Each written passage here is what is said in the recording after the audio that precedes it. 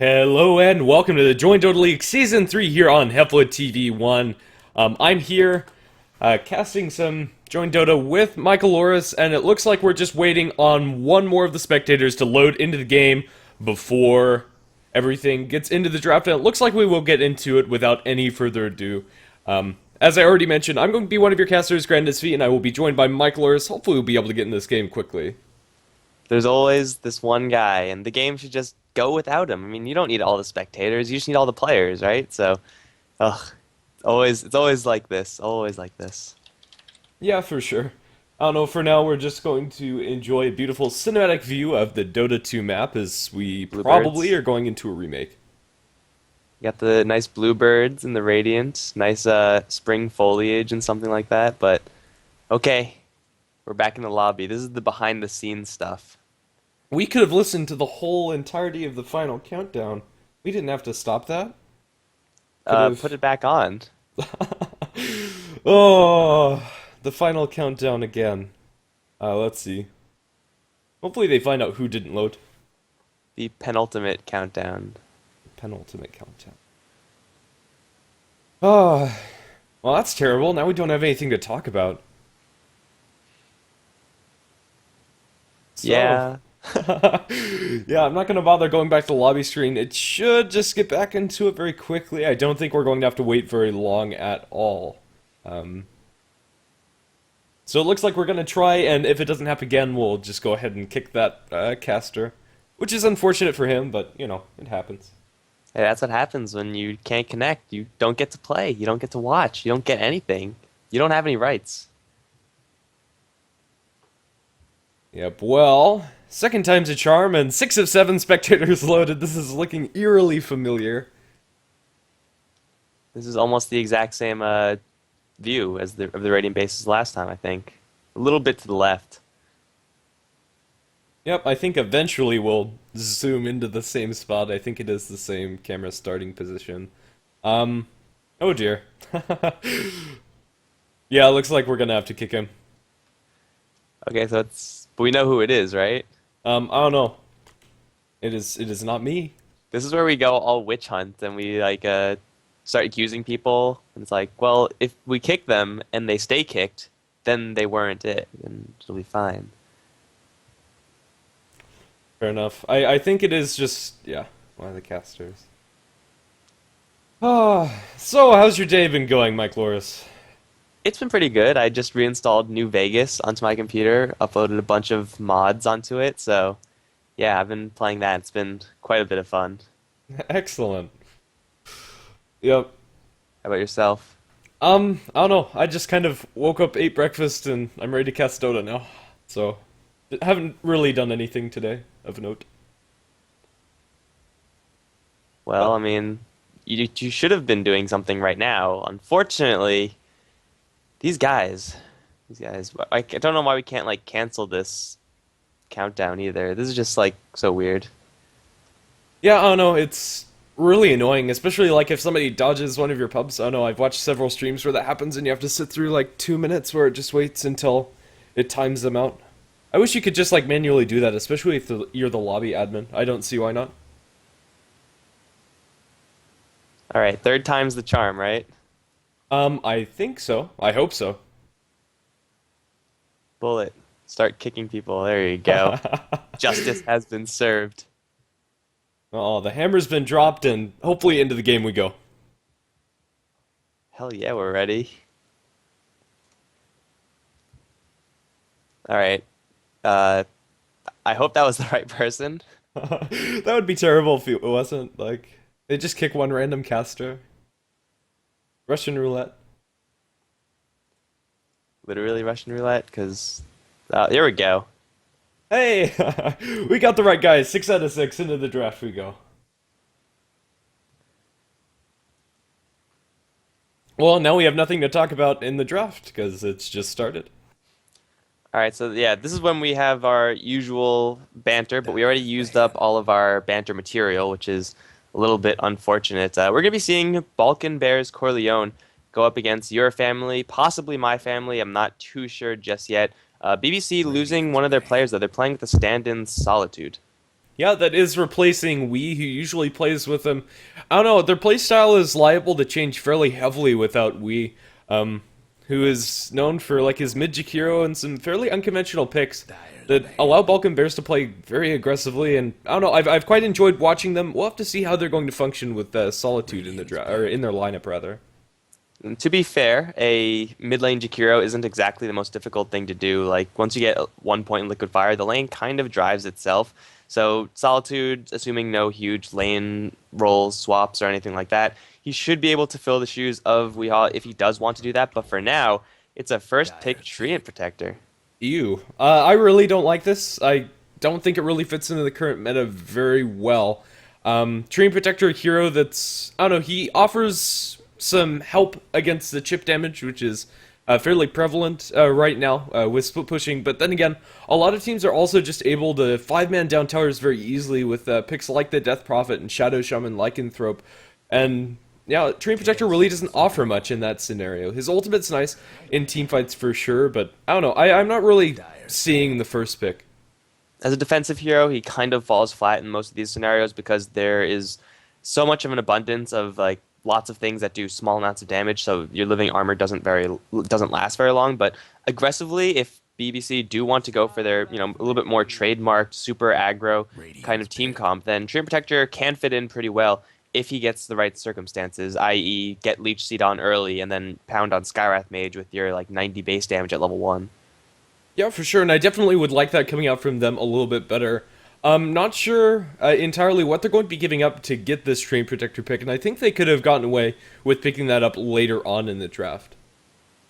Yeah, they definitely could have. Treant is a hero that normally slips by without any picks or bans like at all. Normally, if you're going to be banning heroes, you don't touch the Treant. So they could have picked this up fifth, and well, they could have prioritized something a little bit more traditionally powerful. Let's say the Skywrath Mage, the Shadow Shaman, the Faceless Void that they pick up right now, which is a good combo with the Treant Protector, but still, Treant Protector could be any other hero, and it would be a little bit easier for BBC to build.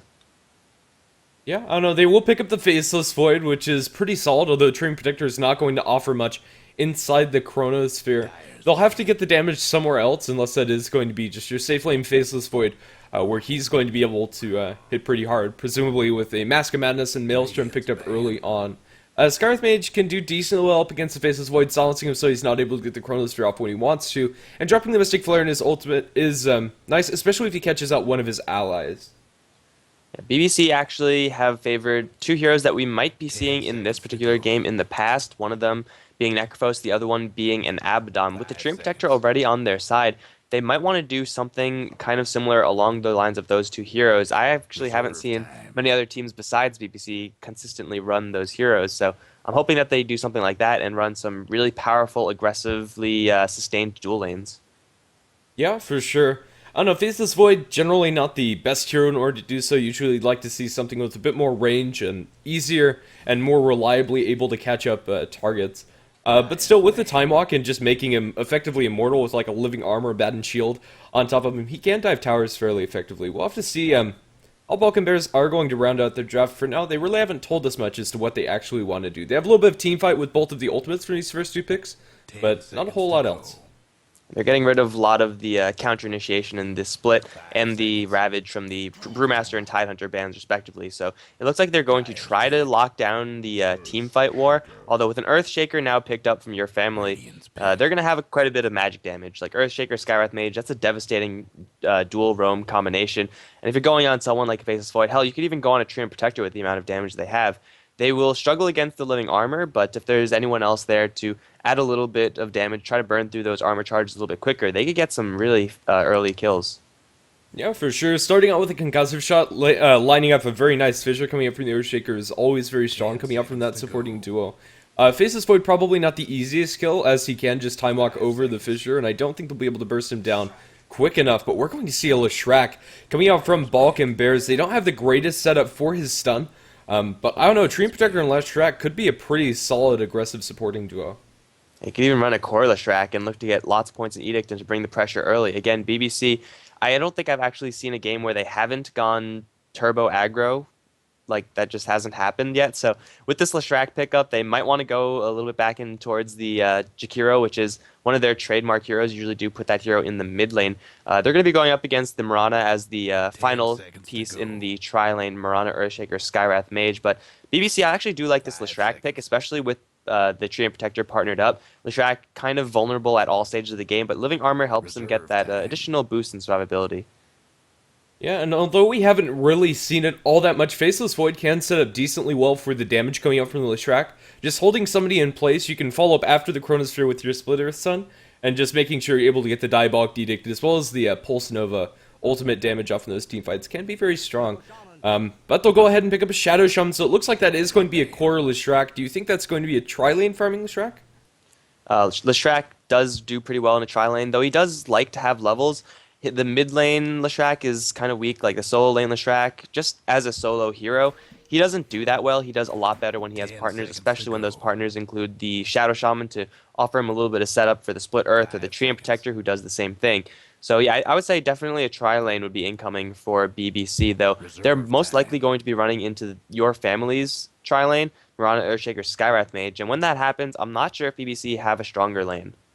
Yeah, for sure, especially if they're able to isolate one hero out of those three, they're going to fall incredibly fast. Even with Living Armor coming up from the tree, it's not going to save you. If you get caught up by a fissure and an arrow, you're pretty much dead, especially if you're a Shadow Shaman or Leshrac, very squishy heroes. They're going to have to hope to dodge some of those arrows. Now, to be fair, the arrow doesn't have that much setup. Fissure has a pretty short stun at low levels. Like at level 1, it's only 1 second, and usually you need a little bit more if you're going to fire an arrow and have it hit for a substantial amount of stun time. So if BBC play very mobile, if they keep themselves safe, then the arrow is going to be hard for your family to land. But again, they only need Fissure and right clicks. If they get a good Fissure block, Shadow Shaman is dead, Leshrac is just dead, and they don't really have anything to do about that. Yeah, pretty much. Where do you think your family are going to position their tri-lane? Are they going to go aggressive themselves? Or are they just going to have that be their safe lane tri-lane and assume that Balkan Bears are going to go to the aggressive lane? I think it's probably safe to assume that for Balkan Bears that they're going to be laning their tri-lane defensively. So if I was on your family, I would want to put Mirana, Earthshaker, Skywrath Mage, all three going towards the bottom. The tri-lane that they have is just stronger, plus the potential to shut down Leshrac means that you could severely cripple BBC just by getting a simple lane advantage early on. Of course, Viper will be fine in mid lane or off lane, and either way, he's going to be up against Faceless Void. So that's a one lane by itself. You just have to make sure that Leshrac doesn't get too many kills, that he doesn't get too much farm. Yeah, fair enough. Looks like we're still waiting on the mid hero coming out from Balkan Bears. Yeah, your family, they could be picking up a mid, but I'm not entirely sure that Viper could be taking up that position for them, leaving them a solo safe laner left in the draft. What do you think about Clinks for BBC? Another high damage pushing hero who could solo a lane? I don't know. I would like it quite a bit. Skywrath Mage and Earthshaker. If you have a fed Clinksy, or a Clinks that gets off to a good start, he could absolutely snowball out of control. Yeah, we'll offer a lot of physical damage, although not the best combo with the Chronosphere if you find a good angle, and he's able to just strafe down a target. There's a lot of damage coming out from that hero. I don't know. I think Balkan Bears are already kind of snowball-oriented in their lineup. This Leshrac, if he does get shut down early, is going to have a lot less impact than you would see from another safe lane farming heroes, so maybe something along the lines of Clinks would be solid. If they put that up against a Viper in mid, Clinks can still farm a little bit with the extra damage that he has from his arrows, but needs to be careful, but I think it could be an option.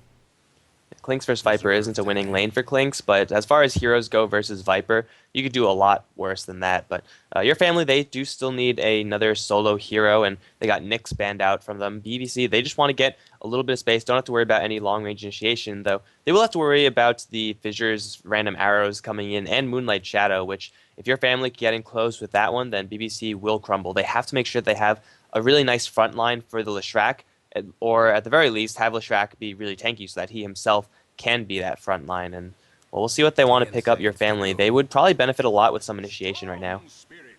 And they'll get the initiation in the form of the Storm Spirit. Now this is going to make Leshrac's life a whole lot harder. Having the Storm Spirit to just jump in and focus down the Lesh before the teamfight really begins. Balkan Bears could be in a lot of trouble if they lose that core piece of the puzzle for them before the teamfight actually starts. So if Storm Spirit's able to farm up his Orchid quickly, I I don't know, your family, I think they have all around the more solid draft. Although, Balkan Bears, I don't think you can underestimate their ability to snowball.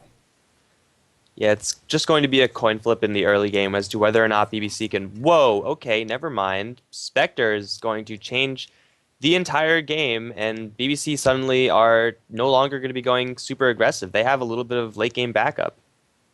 Yeah, this is probably going to put your Leshrac towards the mid, honestly. Or a mid Shadow Shaman Leshrac Tree and Protector supporting duo. I have no idea how these lanes are actually going to work out for them. It looks like it is going to be mid Shadow Shaman. Solitude's going to be taking that up, but I'm not sure if it's going to be just a direct swap out for Wii or if they're going to bump one of their supports toward that mid position. So honestly, I'm left guessing with this Spectre last pick. Yeah, I don't really know if this fits. I mean, Spectre does go pretty well Tree and Protector. Spectre is gonna just be fed on mercilessly by your family. Like, these heroes are great at killing Spectre. Like, she has Haunt to defend herself, she has living armor, but at a certain point your Spectre is just not gonna be tanky enough to withstand this amount of burst damage. And BBC, though, they still can get some pushes going on early. It's not going to be as strong because essentially they're going to be pushing with only 4 heroes. There's nothing really that Spectre could do in order to contribute to early game pushes. Yeah, I don't know. The early game ganks, however, when she does get her level 6, she can do a whole lot of damage, and I'd like to see an aggressive Spectre playstyle coming out from BBC, and I think that's not too much to ask coming out from this team. I think they'll probably do it. That said, I'll go ahead and introduce Balkan Bears Corleone, as we do have them playing on the Radiant side with their safe lane farming Spectre going to be played by Pedrino. Solitude taking up the Shadow Shaman as a support. Dream Protector, the other supporting hero, going to be played by Zenigata, and the mid Leshrac going to be taken up by Levi, which will leave Faceless Void played in the off lane by Hockey. On the family side, we got Sun playing up top as the Viper. Kranich is going to be handling the mid Storm Spear. We got the tri-lane going down bottom as predicted. Vlado is going to be on Mirana. Skywrath is going to be played by Cure, and Fendril is going to be on the Earthshaker. If they find Solitude here with the Fissure, this could be a very easy kill on the Shadow Shaman, but I don't think that should happen. There's no concussive shot for the Skywrath Mage. Went for, the Arcane Bolt, which is perfectly fine. It's pretty standard. So it looks like it is going to be, at the very least, a 3v3 lane, maybe 3v2 on this bottom side. The Spectre's not going to have a great time here. There's going to be a lot of pressure. Yeah, for sure. I don't know. I'm not sure exactly what Treant would be able to accomplish up top with the Faceless Void. But then again, down in bottom, his pole camp has been blocked, so if they're not able to de-ward that one, he's not going to be able to do much down there either. I don't know, the Stream Protector is going to have a little bit difficulty trying to get something happening around the map, especially without the boots first.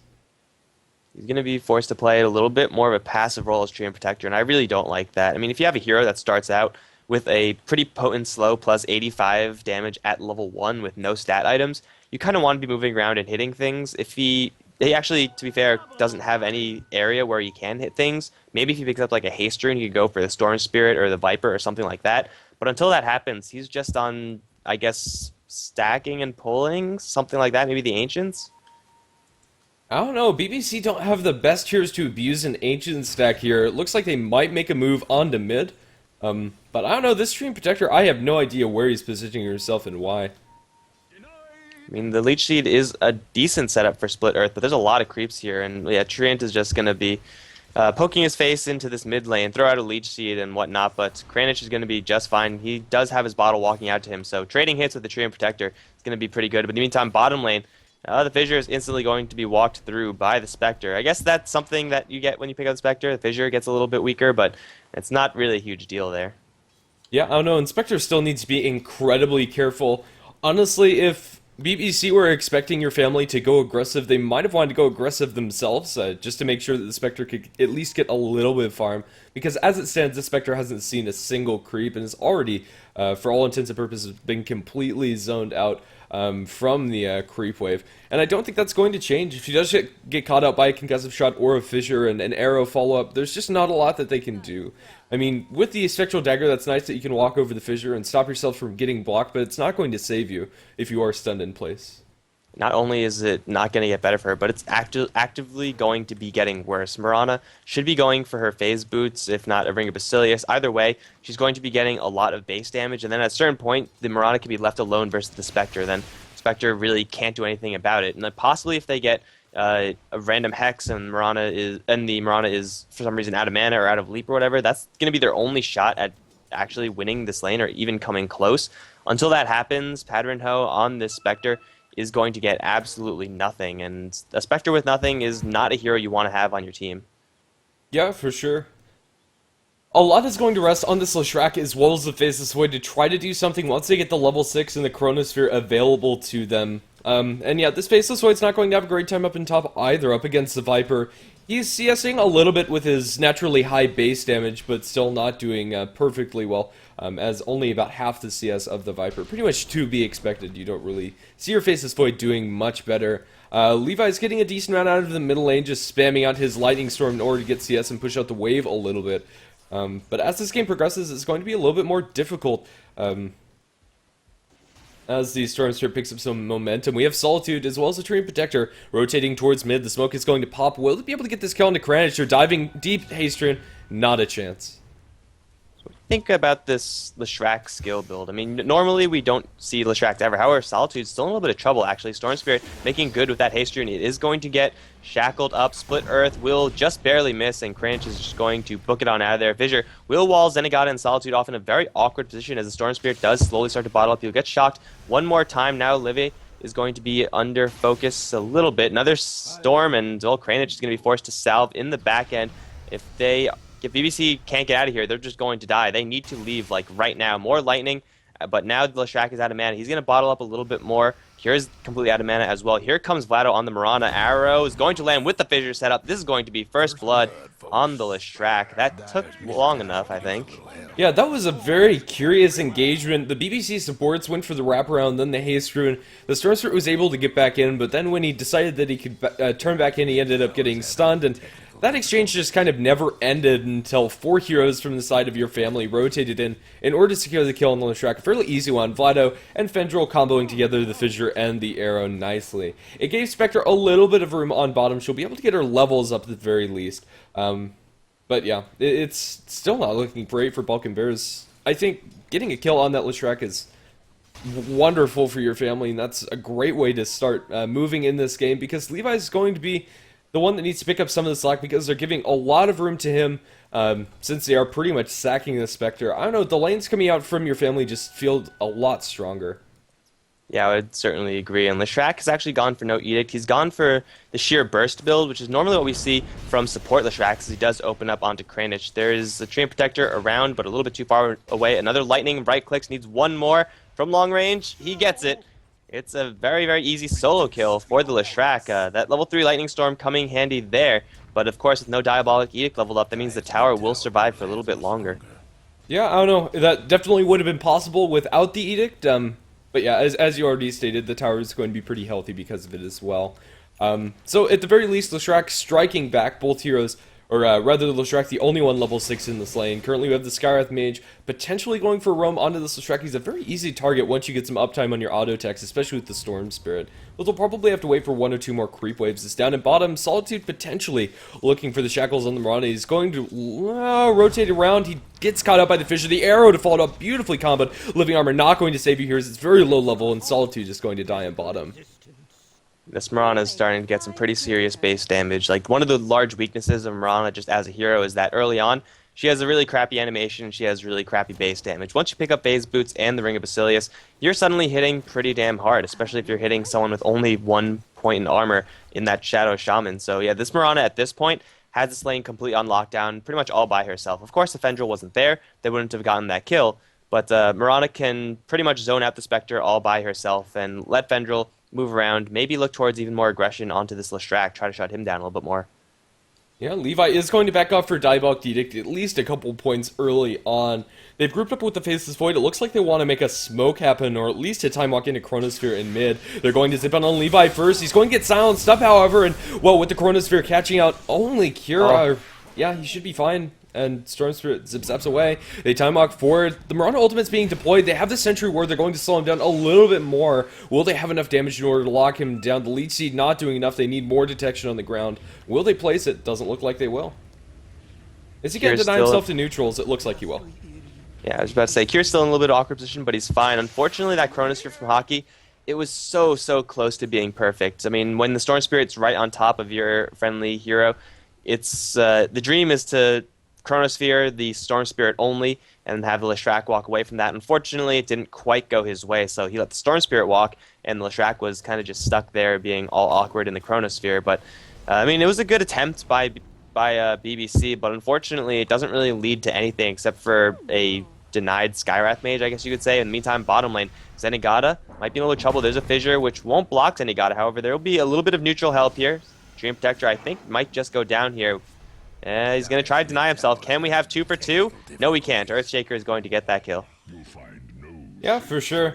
Well, a little bit of a side note. I believe that Skywrath's mage's name in Czech means chicken, and it's pronounced something along the lines of Kuta, but I don't know. I could be completely butchering that. But yeah, not sure if Google translates very reliable on that source. Either way, after that bit of deviation, I don't know, your family, they're winning the early game, and I think the BBC really need to be dominating at this point to really have a grasp on this game. But they just don't have great tools to do so.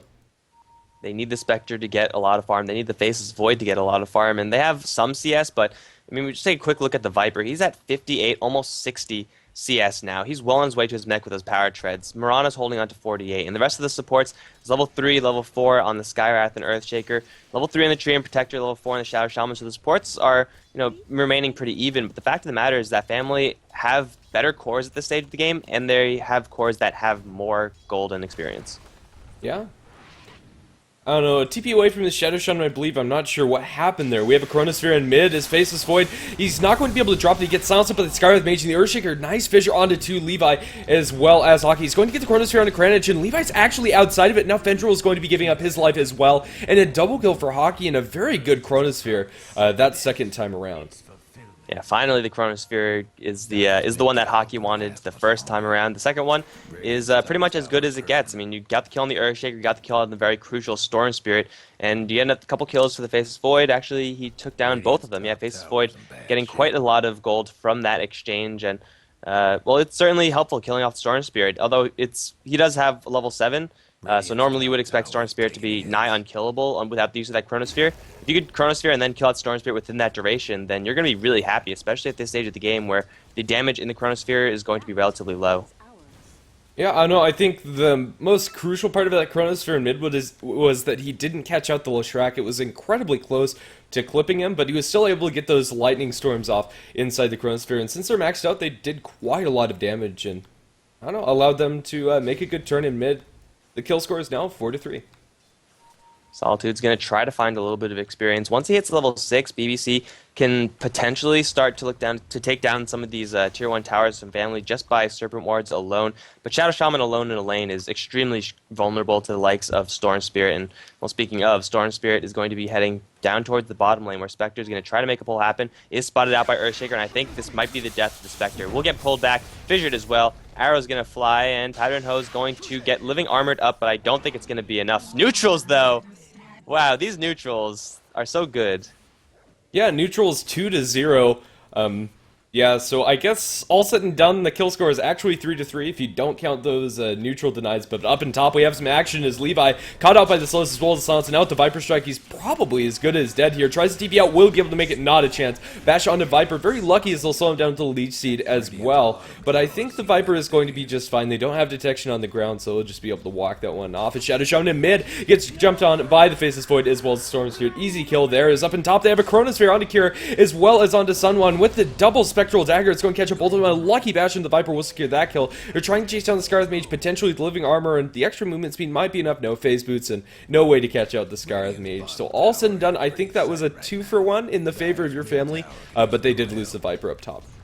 Yeah, the Viper actually turned around and broke the invisibility from Moonlight Shadow, and literally as soon as he did that, the Chronosphere came back up for Hockey. So, all the stars aligned for this Faceless Void as he secures his team another couple of kills up on top. Killing off the Viper is no easy task, especially since he'll have his mechanism soon enough. So a little bit of greedy play from that Viper ended up getting himself killed, but Faceless Void again cashing in just a little bit more. And meantime, top lane, Sun is back here, but he's in a little bit of trouble potentially. There's 3 melee heroes and no Chronosphere. I think this Viper should be fine. Yeah, I don't think they'll be able to make a go on him. He's, as you said, very tanky, and well, they do have TP support as well incoming. They do have the level 6 on the Shadow Shaman, so now they might be able to make something happen around the map in the way of towers. But at least for the next couple of seconds, I think we're going to be fairly passive as long as no arrows land. So, well, go take ahead and look at the gold graph. It is 4,000 in the favor of your family as they go into hockey with the silence coming out from Skywrath Mage as well as the Arcane Bolt, and Kiilstofte will be able to time walk and TP out. That was a very weird interaction as he goes off to the side. Now the soul goes the way of Kuta, but now they focus down on the Spectre, and Spectre should fall with that Nether Toxin kicking in huge there. And, well, they'll get one out of Serpentward's trap up Sun One, but now they go onto the Shadow Shaman, excuse me. Viper's still stuck in there, and he should fall. Eventually he will, as that is another 2-for-1 in the favor of your family, giving up the Viper kill yet again. Levi's pretty low on mana, has a little bit to work with, but he's going to get arrowed, and now the follow-up damage should come out. The extra slows are not even going to be necessary. Will they be able to find him, actually? With Nature's Guys, they didn't have detection for that, and he'll be just fine. That was such an awkward fight the entire time. It's like family didn't know if they wanted to fight or retreat, and then suddenly more reinforcements came in, so they're like, okay, let's go and fight, and then they're like, no, wait, we should probably retreat. Unfortunately, the Earthshaker wasn't there that entire time. He has picked up his own level 6 in the meantime, but top side, we're going to have another Chronosphere onto Vlado. Do they have enough burst damage to kill off this Mirana? Oh, yes, they do. It's a dominating streak for the Faceless Void, a little bit closer to that Mask of Madness, and now with the level 2 Edict, well, they'll force the fortification out on the top tower and force the TP as well. The tower gets to survive for now as someone does come right back in, but still, they could apply constant pressure to this top lane as long as they have a Chronosphere up. Yeah, I don't know. Yeah, they still have Chronosphere down for about 100 seconds, 90, as I'm saying that. And, well, it looks like they might be going for an aggressive move down bottom as they zip towards onto the Spectre. Polar back with Living Armor. It's helping her a little bit. The Scarlet Mage ulti is too much damage, especially with that silence going the way of the Spectre. The Spectre is going to continue to be dead weight for a good amount of time in this game. Solitude going to get hit with an arrow as Vlado does jump in. Vision to follow up, and he's going to get burned down almost instantly. You can't really expect those random free-handed arrows, so it's hard to prepare against that, but he will go down in the end. Now Levi is going to be stalking Fengel. If he does catch him with the Split Earth, he will be able to secure this kill solo, especially if Hockey is around. And, well, Fengel's going closer and closer to Hockey. He will get body blocked, and here's the Split Earth attempt. It will miss. Fengel's going to turn around for a Fissure, which will hit onto Padrinho as he does haunt in. He does have a dagger, but Fengel should be home free. Dagger will clip him, but that's going to be the end of it. No Blink Daggers, not much chasing power aside from that initial jump from the Haunt. So the Earthshaker luckily does manage to escape there. Yeah, I don't know, Levi, he went for the Diabolic Edict first instead of just securing the stun to start things off. It's probably necessary. Don't think they would have had the damage. But in the end, without the stun, yeah, couldn't chase down the Earthshaker.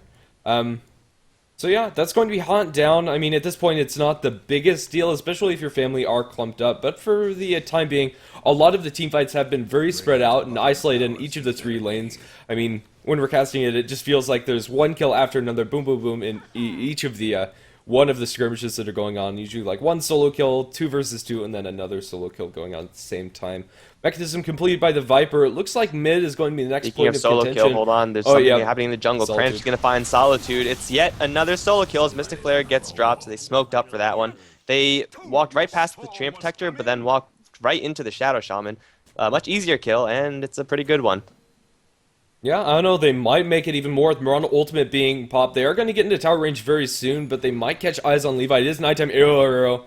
Ooh, that was very close, but they zip zap forward. They get the slow onto Levi. He's going to be focused down as he's pulled back as well. Living Armor will delay a lot of damage, and now he turns on the Pulse now, but he's not going to be able to get back out as the ultimate comes out from the Faceless Void. But Viper going to take that kill on the Lishrak in the meantime, so both mid heroes going to die as Hockey tries to TP out. He should be able to make it out. No way to cancel out. The arrow was too late. But for now, it looks like your family are going to be able to put at least a little bit of damage on this tier 1 tower. That was very well played by Cure, aka Chicken, aka Skywrath Mage. He dropped the silence on the Faceless Void as soon as he saw that he was in the area. Unfortunately, family couldn't secure the kill on the Lishrak in a really fast manner, so Faceless Void in the end did get the Chronosphere off, but if they were a little bit quicker on that kill, if they had a little bit more damage, then the Faceless Void could have done absolutely nothing in that fight. Now that he has Mask of Madness, he does have the option of turning that on and then just running in, but that's a kind of risky prospect. He's not that tanky, and running in with the Mask of Madness on is always a little bit dangerous. Yeah, for sure. Mirana's had this Hand of Midas running for quite some time, but I don't know, they're still able to secure enough farm on this Mirana to keep her relevant. She'll be building towards that Maelstrom next. Helps her a lot with the extra damage that it'll provide.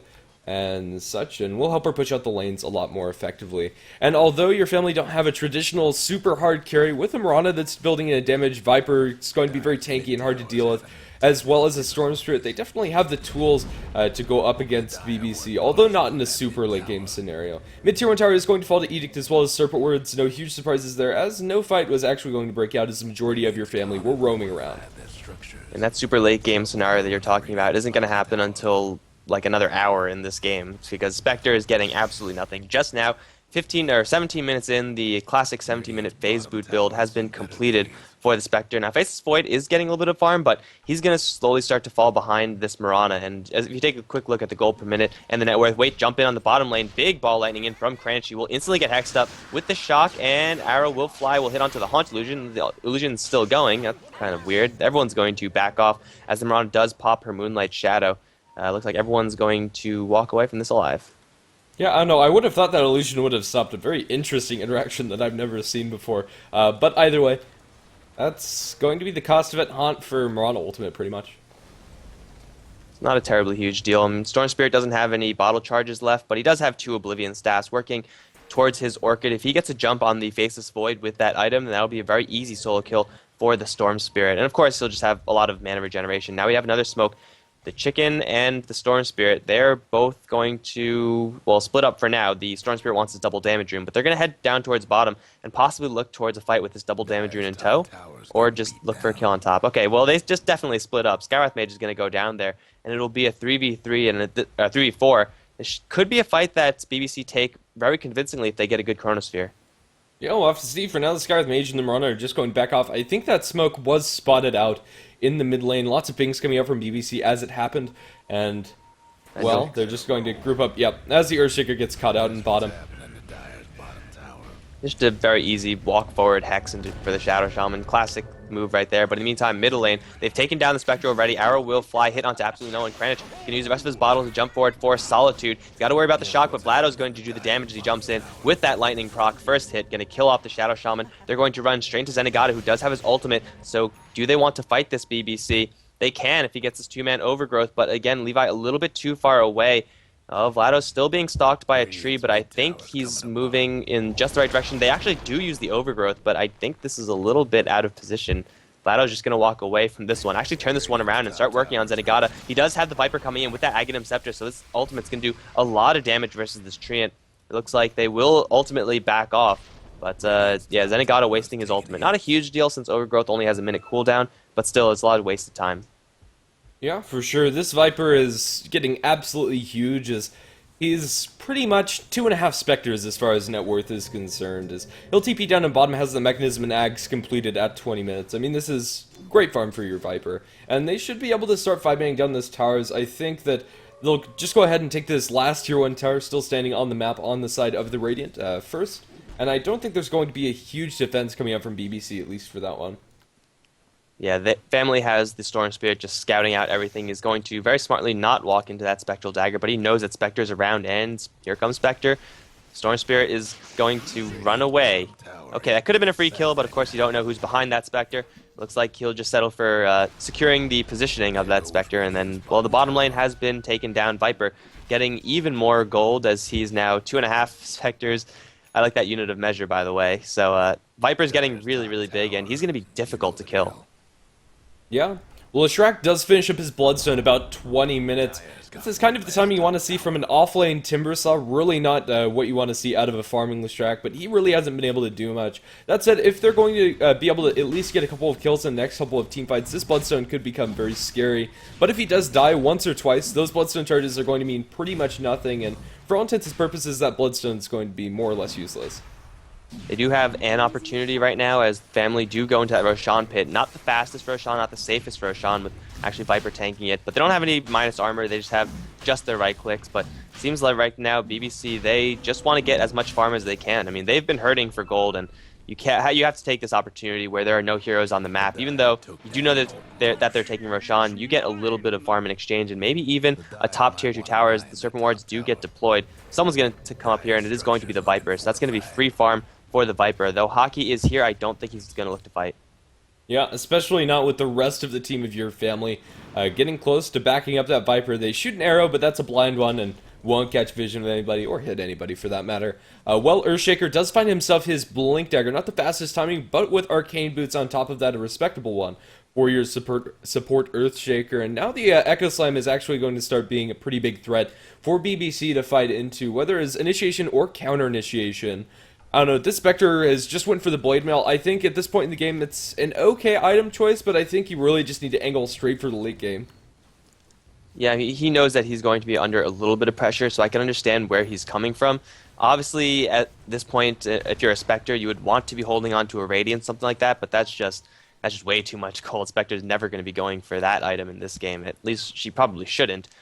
Blade Mail will help her to be a little bit more relevant in these fights, but still, it's a level 11 Spectre with 4 deaths to her name. She's not going to be doing that much. Yeah, and even if they tank the entirety of the Blade Mail as well as dispersion damage, she only has about 1,000 HP to back that one up, and I don't think your family are really going to care, with the exception of the Skywrath Mage if he ults her down. Yeah, it's going to be really painful for the Skywrath, but really, Skywrath probably would be smart to avoid that. Like, there's really no reason to do that, because Spectre is essentially ignorable for the family side at this stage in the game, so once he pops her Blade Mail, then it's just like, okay, well, we just won't hit you. That's fine with us. Storm Spirit has a regen rune. He's going to chase after Solitude. He's going to hit him with that Orchid, jump back in. He still has that regen rune working, and he's going to demolish the Shadow Shaman, and then, you know, keep regenerating back up to full mana. It didn't take a single tick of damage to cancel that one, so I don't know, was able to very liberally zip-zap around through his jungle. Was looking for the Faceless Void, but he TP'd out, I believe.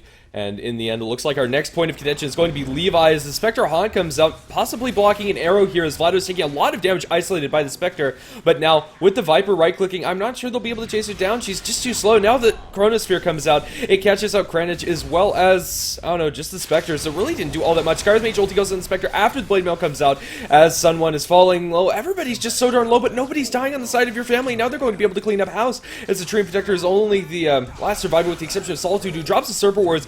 Oh, they're not going to do anything. They're just out inside the jungle. Will Kranich fall to him? I don't think so. He should just be able to get Solitude and then back out. And yeah, they lose the Skywrath Mage for 4, I think. Did Leshrac die before that? I don't think so. I think he actually did go down, and then he just bloodstones back up with a reduced timer. But either way, I mean, yeah. Viper, he was unkillable in that fight. Like, as promised, he was just sitting there taking hits literally the entire time. And he walked out of there very low on HP, but, you know, that's just the dream fight. You want everyone on your team to get out with 1 HP and no mana, and that's pretty much what Viper did. Now he's going to be going for a little bit more threat in that Yasha, probably Manta style coming soon for that Viper. This guy is going to be really, really difficult, and Kranich didn't even use the Aegis in that previous engagement. Yeah, I don't know, he was able to just play so aggressively with it, and in the end it didn't even matter. He didn't need it. There was just no damage coming out from BBC outside of that Spectre Haunt. The Chronosphere, it caught the Spectre as well as, I believe, the Storm Spirit, but they just didn't have any way to focus him down. As a zip onto the Treant Protector, will they be able to slow him down, or where do they have vision? I don't think they have any outside of the initial vision. Actually, I don't think he can disjoint that concussive shot, so he'd be just fine anyway. But needs to be careful, as he's going to be under nature's guise and scouting out of it. It's just a matter of time before family decide to put a gem onto Kranich, and then suddenly Treant Protector is a very, very easy kill. They're just going to go straight for the tower, although Levi gets pegged with an arrow, instantly focused down with that Mystic Flare. He's going to go down. Echo Slam, huge from Vendril, will take down Hockey as well, and then Mirana just going to pick away at that Treant Protector with that Lightning Hammer, doing the damage. That's a very easy 3 kill for family, plus a tier 2 tower, plus possibly this tier 3 tower. Yeah, I'm not sure they really have the tools to combat this, especially without Chronosphere for 35 seconds with no buyback, and Solitude just gets ripped to shreds. As Sun 1 picks up that last hit, not entirely sure how. As buyback comes out from the Shadow Shaman, they want to try their best to defend this, but I'm not sure they have the energy left in the tank. They drop the Serpent Wards, but now the Viper Strike goes out to Solitude. He's going to be in a lot of trouble. He actually shackles up Vendril, and Vendril should die here with the Blade Mail popped on the Spectre. 2-3 Tower still falling low as, well, Kranich, he's going to jump in. He needs to lose his Aegis so he gets the extra mana. They're going to Overgrowth, mostly onto Vlado, but they just need to all back out here. Levi has rejoined the fight after respawning, but he's just not able to do much as they zip-zap onto the Treant Protector. Double kill for Kranich, and now the melee barracks is being focused down. It might be a little overzealous if your family to stick around here. I don't know, looks like they're going to commit to it. They should be respecting the Chronosphere right now, and Hockey jumps in, does land that two-man Chronosphere. We'll focus on Vlado. Can he bring that Mirana down? He will just barely be able to do so. Kranich does not have that much health, and he's going to be forced to back off. Family take the tier 3, and at the end of the day, all this Rax damage will slowly start to regenerate. Actually, they got Faceless Void. Okay. That last Random arcane bolt from the Skywrath Mage was amplified by the Ancient Seal and potentially the Mask of Madness. I think the Mask of Madness wore off, but that amp damage was enough and wasn't backtrapped by the Faceless Void, so they were able to get that one. Although it was slow, it was inevitable. Either way, Family take a great fight right there. They force the buyback out of the already very poor Shadow Shaman, then kill him off twice. I mean, they do get the Serpent Wards down in the end, but the Shadow Shaman really can't mount a significant defense by himself. Serpent Wards serve to delay, but at the end of the day, Family are going to be completely okay with that exchange. Now, they've spotted out Leshrac. Vendril just going to be waiting very patiently for that fissure. There it goes, into the chain stun, into Kranich jumping in with that Orchid. This is a very dead Leshrac. He's running out of... Oh wait, no, he committed suicide. Well, that's fine, I guess. He's going to be up soon enough, but either way, he's out for 40 seconds. I don't know, this Leshrac's Bloodstone is looking so sad with 2 charges. I don't know, just hasn't been able to make good use of it. Now the Storm Spirit with his newly picked up Bloodstone, getting a fresh one. I don't know, this Bloodstone is going to be a lot more impactful on the Storm Spirit than it is on the Leshrac, and I don't know, it's just not looking good. Leshrac's really the only one who has comparable farm, by any means really, towards an enemy hero, and yeah, I don't know, we'll have to see. Tier 2 tower, I think they should just let this one go. There's no real reason that they should jump up to that, even though they have the Chronosphere. Meantime, mid lane, Chicken pretty much secures a solo kill onto the Shadow Shaman. Vendril comes in for the finishing blow. He's now stuck in the trees, but here comes Kranich. I mean, the Pattern Hoe is going to get absolutely demolished. Mirana even jumping in for a little bit of that action. Everyone left the bottom lane in quite a hurry in order to kill the 2 heroes on mid, and they're going to be completely okay with that because, hey, mid lane is lacking that tier 3. The tower still has 500 damage on it, so you might as well try to secure that Rax from before. Spectre doesn't have a buyback. She'll be up in 30. But really, BBC, unless they get a Miracle Chronosphere right here, they're going to be under a lot of pressure, and I don't know if they can handle it. Yeah, I don't know. Also, your family could probably just rotate towards top as the creeps are pushing in there afterwards. There's the Chronosphere. Where's the backup damage? They have those track throwing out a couple of lightning storms, but a nice fissure from the Earthshaker stops pretty much all of what the Faceless Void was trying to do, and with that Mask of Madness on, he's just falling too quickly. They don't focus down, but the Echo Slime 4 style points in order to get that kill, and now everybody's just falling too quickly. It's the Tree and Protector, and then the Shadow Shaman just get burst down. Textbook fight for Family. They lose the Mirana, who instantly buys back. TP's in. They're going to, well, Pattern Hoe's going to try to mount solo defense. The Leshrac did buy back. The Serpent Wards will actually get the kill on the Earthshaker. And it looks like Family still have yet to claim these Raxes. They're kind of running low on the health and mana. Sun1 doesn't have any more mana for any more Viper Strikes or whatnot. Kranich is actually going to get brought down due to the Lightning, plus the Dagger. BBC, they're going to hold on to the Raxes for a little bit longer, but Vlado's back, and now Levi going to run straight into the Mystic Flare. Pattern Hoe's locked down. He can't really even do any damage, even if he was attacking. Now they're finally going to take the range Rax, and then probably the melee, although Spectre does get enough money to buy back. She really doesn't have anything to contribute to this defense. Vlado is at full HP. He can pretty much 1v1 the Spectre and be just fine. TP coming in is the Shadow Shaman, but Kranich is going to come in as well. It's going to go all the way for Solitude, and Stars do secure that kill. Someone has taken down the Tree Protector in the meantime. Pattern Hoe, pretty tanky with this Spectre. I mean, he has a lot of strength on him. He's going for a Sange, but not tanky enough. Hockey is now in this fight. Will try to secure this kill on Viper, but this Viper is mad tanky, and, well, Viper brings down the Faceless Void very, very easily. That's another team wipe, almost subsequent, for Family, and a beyond godlike streak triple kill for this Viper, as GG has been called. Yeah, pretty much. The Radiant team just wasn't able to get online. BBC, we'll have to see if they're going to be able to make a comeback in Game 2. That said, that's going to be Game 1 on HeflaTV 1, and we will have Game 2 coming up shortly, so don't go anywhere. I'll be back again with Mike Loris very soon. GG. GG.